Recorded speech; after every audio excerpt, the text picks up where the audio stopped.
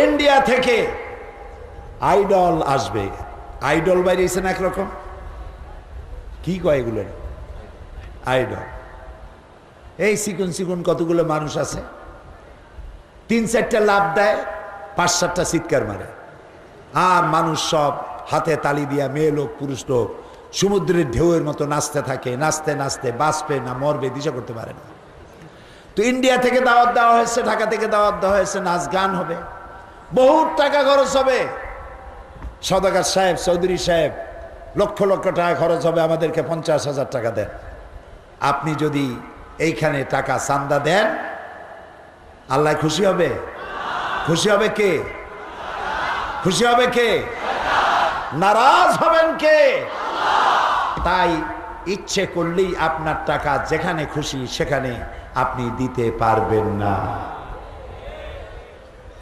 একটি বিশাল জনসভা হবে, সেই জনসভার ভিতরে বক্তব্য হবে, আল্লাহ সেই বক্তব্যগুলি আল্লাহর কাজে লাগবে না, সেই বক্তব্য রসুলের কাজে লাগবে না, সেই মিছিল রসুলের কাজে লাগবে না, সেই সমাবেশ আল্লাহ রসুল কোরআন হাদিসের ব্যাপারে কাজে লাগবে না, বরং বিরোধিতায় লাগবে।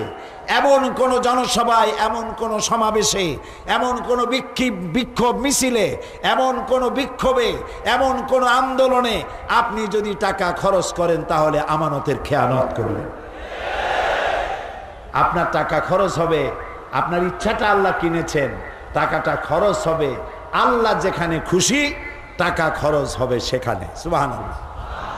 এখানে আপনি যদি আপনার স্ত্রীকে ব্লাউজ কিনে দেন, শাড়ি কিনে দেন, আপনার ছেলে মেয়েকে কাপড় চোপড় কিনে দেন, সদকা দেওয়ার মতো সমান সওয়াব আমলনামায় লেখা হয়ে যাবে।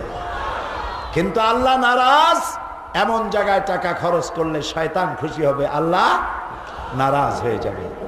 আপনি মিছিল করতে গিয়ে গুলি খেয়ে মরলেন, এমন মিছিলে গিয়েছিলেন যেখানে সব স্লোগান দেওয়া হয় কিন্তু নারায়ে তাকবীর আল্লাহু আকবার বলা হয় না, আছে না?